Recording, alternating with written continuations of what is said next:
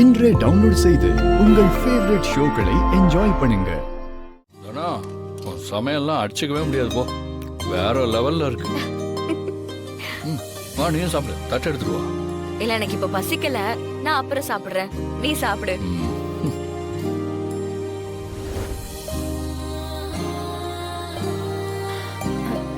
தனா அக்கா வாங்க. எப்போ ஊர்ல இருந்து வந்தீங்க? இப்பதாம்மா கொஞ்ச நேரம் தான் ஆச்சு. வரதுக்கு லேட் ஆயிடுச்சா? சமைக்கலான்னு பார்த்தா எனக்கு கொஞ்சம் அசதியா இருக்கு. தனா சாதம் வச்சுட்டேன், குழம்பு கூட்டு இருந்தா கொஞ்சம் கிடைக்குமா? ஆ இருக்குக்கா. உங்க 2 பேருக்கு மட்டும் இருந்துச்சுன்னா வேணாமா? இல்லக்கா, இன்னைக்கு நான் கொஞ்சம் அதிகமா தான் வச்சேன். இருங்க எடுத்துட்டு வரேன்.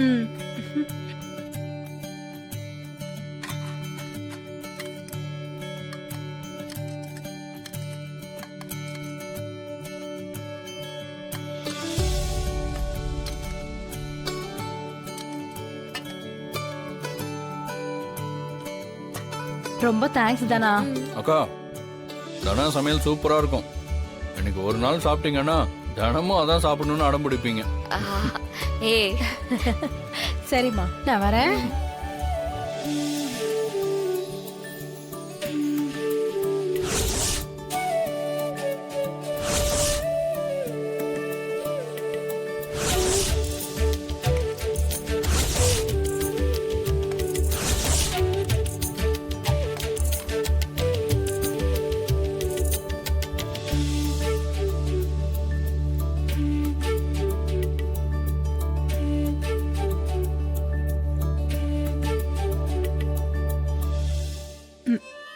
என்னது இது? உப்பு உரப்பு எதுவுமே இல்லாம இருக்கு. உப்பு போட மறந்துட்டாளா? இல்ல எப்பவுமே இப்படிதான் சமைக்கிறாளா?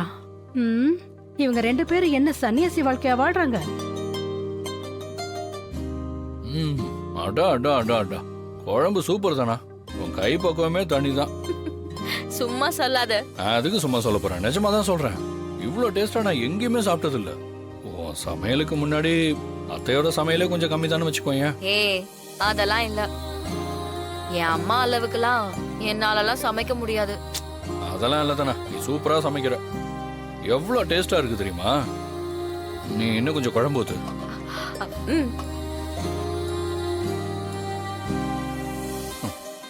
போதும் போதும். ஏங்க என்னங்க, சாப்பிடும்போது கூட நீங்க சரியா சாப்பிடல. இந்த பாலையாவது குடிங்க. உன் பொண்ணு சாப்பிட்டாளான்னு கேட்டியா? புரியலங்க. 1-2 தடவை பொய் சொன்னா பரவாயில்ல. பொய் சொல்லி பழகி பழகி பொய்யே உண்மை மாதிரி பேச ஆரம்பிச்சிட்டல ஜானகி. என்னங்க சொல்றீங்க? எனக்கு நிஜமாவே ஒண்ணும் புரியல. உன் பொண்ணு இன்னைக்கு இங்க வந்துட்டு போனது எனக்கு தெரியாதுன்னு நினைச்சிய?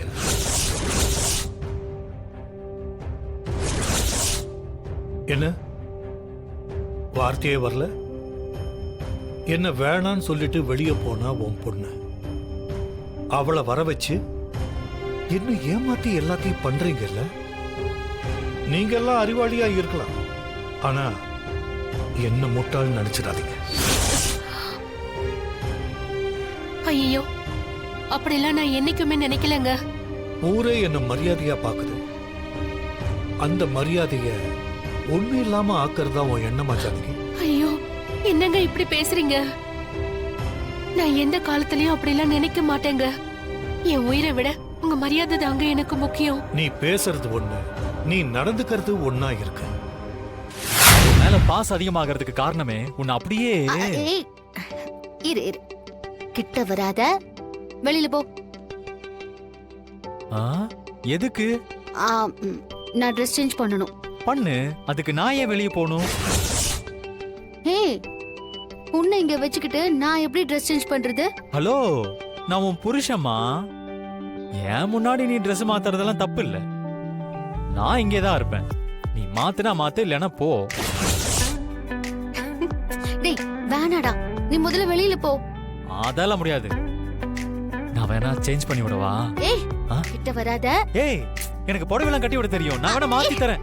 ஏய் ஏய் மாயா ஓடாத நில்லு சீனு, எங்க எஸ்கேப் ஏய் மாயா நான் தான் போங்கறல போ. ஏய் நான் மாத்தி விடுறேன் வா ஏய் கிட்ட ஒரு தடவை வராத. நான் மாத்தி விடுறேனே டேய். ஏய் மாயா சீனு, வேண்டாம், நான் சொல்றது ஒரே ஒரு கேளு. வாட்டி ப்ளீஸ் டேய், நீ சொன்னா கேட்க மாட்டே. ஏய் மாயா நில்லு இன்னைக்கு நான் வேண்டாம். தான் உனக்கு Dress மாத்தி நான் சொல்றது விடுவேன் நீ கேளு. பாட்டுக்கு ஓடிக்கிட்டே இருக்க டேய், சீனு. எங்க ஓடுற நீ வா ஐயோ, சீனு. ஏய் ப்ளீஸ் சீனு, மாயா ஒரே ஒரு போ, வாட்டி சீனு. ஏய்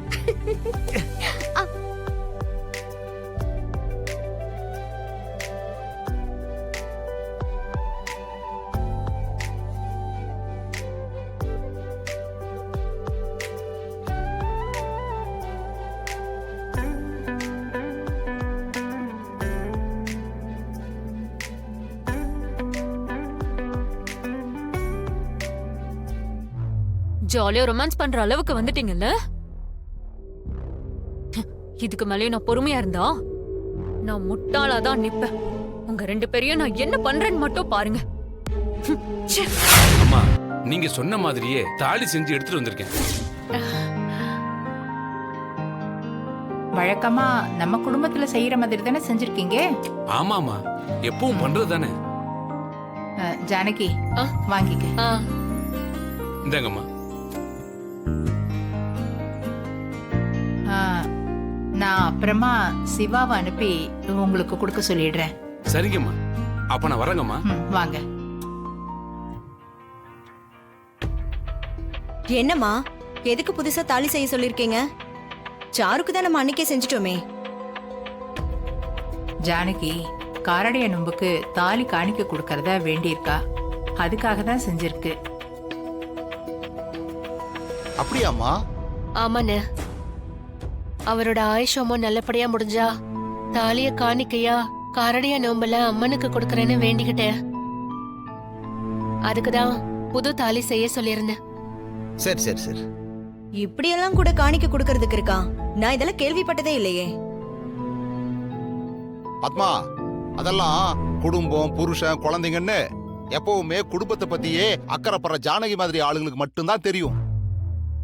குடும்பத்துல பிரச்சனை பண்றது, தூண்டி விடுறது, சொத்தை கேட்கறது, அப்புறம் அடுத்தவங்க சொத்தை வாங்குறதுக்கு கையெழுத்து போட ரெஜிஸ்டர் ஆபீஸ் போறது, இளஞ்சோடிகளை பிரிக்கிறதுக்கு பிளான் போடுறது, அப்படி இருக்கிற பொம்பளைகளுக்கெல்லாம் தெரிஞ்சிருக்க வாய்ப்பில்லை.